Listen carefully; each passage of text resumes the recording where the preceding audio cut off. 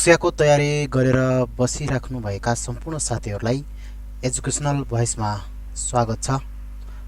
सदा चाहिँ हामीहरूले आज पनि कम्प्युटर सम्बन्धी MCQ सेटको सुरुवात गरेका छौँ। आज हामीहरूले माइक्रोसफ्ट वर्ड सम्बन्धी MCQ लिएर आएका छौँ।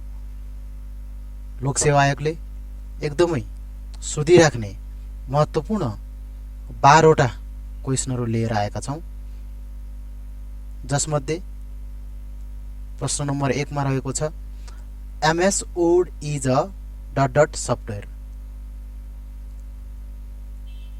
MS Word ... सफ्टवेयर कुन सफ्टवेयर हो भन्छ। यसको सही आन्सर हुन्छ एप्लिकेसन सफ्टवेयर हो। यो एप्लिकेसन सफ्टवेयर हो। यसको सही आन्सर एप्लिकेसन सफ्टवेयर।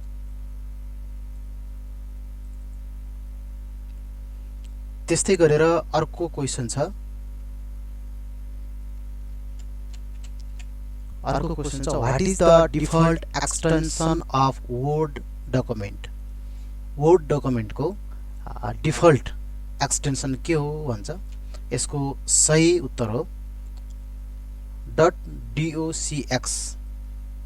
.docx हुन्छ यसको। त्यसैगरी अर्को रहेको छ which file start MS Word। यसको सही आन्सर रहेको छ winwood.ex रहेको छ। त्यसै गरेर अर्को रहेको छ what is the shortcut key to open dialog box. यसको चाहिँ कन्ट्रोल F12 हुन्छ। कन्ट्रोल F12 हुन्छ। यो F12 मात्रै भन्यो भने यो save as dialog box open हुन्छ। F12 भनेको सेभ एज डायलग बक्सको सर्टकट की हो। सेभ एज डायलग बक्सको सर्टकट की भनेको F12 हो भनेर बुझ्ने। त्यसैगरी अर्को क्वेशन रहेको छ in how many way to can save a document. MS Word मा चाहिँ कति तरिकाले चाहिँ डकुमेन्ट सेभ गर्न सकिन्छ भन्छ। यसको सही आन्सर हो ए रहेको छ 3 वेबाट गर्न सकिन्छ। अर्को प्रश्न रहेको छ thesaurus tool in MS Word is used for. Thesaurus tool के को लागि प्रयोग हुन्छ MS Word मा भन्छ। यसको सही उत्तर हो सिनोनिम वर्ड। सिनोनिमका लागि प्रयोग हुन्छ भनेर बुझ्ने। थेसारस सिनोनिमका लागि प्रयोग हुन्छ भनेर बुझ्ने। त्यसैगरी अर्को रहेको छ what is the smallest and largest font size available in font size tool on formatting toolbar. यसको सही उत्तर हो ए सबैभन्दा सानो 8 र सबैभन्दा ठुलो 72।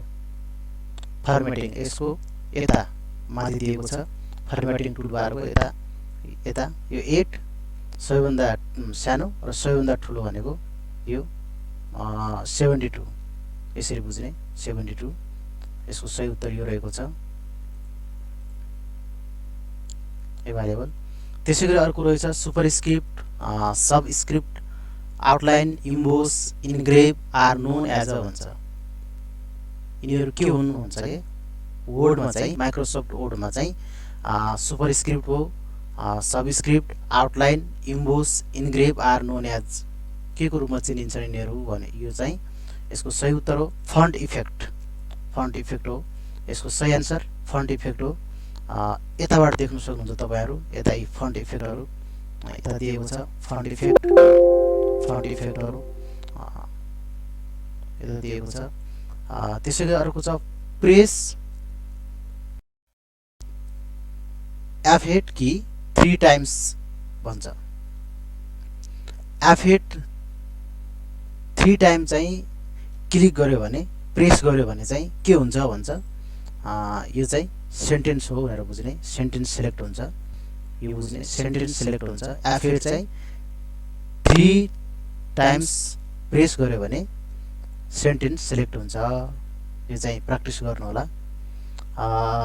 In MS Word hyperlink is inserted by pressing.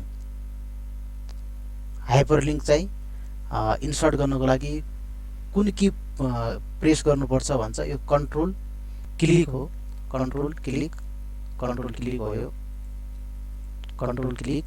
In MS Word hyperlink is inserted by pressing control click, यो बुझ्ने। त्यसैगरी अर्को छ what is the shortcut key for spelling check in MS document. Spelling check गर्नका लागि MS वर्डमा चाहिँ कुन